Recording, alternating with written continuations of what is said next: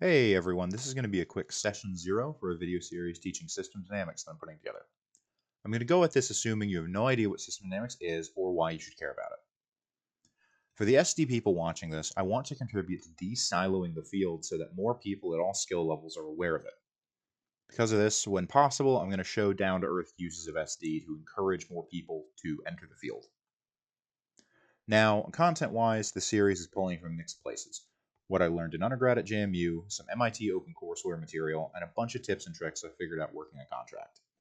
If I used an idea or graphic I haven't created and isn't free, I'll credit it in the description. So, who am I and why do I feel confident teaching this?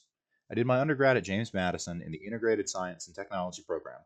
System dynamics ended up forming a core spine of that program, first teaching the basics, then applying it to larger projects. There, I fell in love with the subject and was a TA for the intro class 4 times before graduating. Because of this, I've gotten used to introducing people to the subject and have seen a lot of the hangups new students have with it. The biggest hangup of them all is, what is this used for? And I hope to constantly address that question as we go. But there's a more important question first. What is system dynamics? In a brief definition, system dynamics is a thinking framework for analyzing systems by breaking them down into feedback structures and plotting the behavior over time. The system part is defined simply as a group of things that interact to form a whole. These systems are everywhere, which is good for us because they'll be our modeling subjects. The dynamic part just means we're running this over time and looking at how the behavior shifts.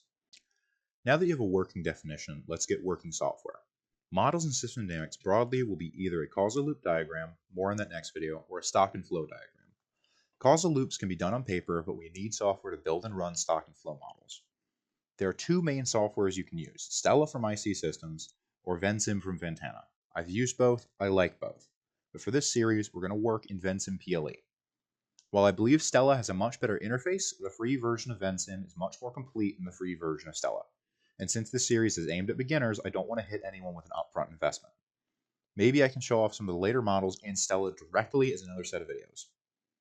So if any of these videos make it back to a program that teaches everything in Stella, know that a model I build in Vensim can be easily translated into Stella. So then, first task.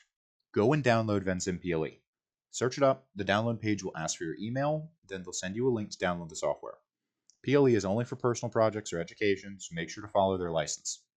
I'm going to be working PLE for all the models I build with you, so I don't accidentally use a feature not present in your software, and so the interfaces look the same. Once you get that downloaded, roll on through to the next video where we're going to talk about causal loop diagrams and the building blocks of SD.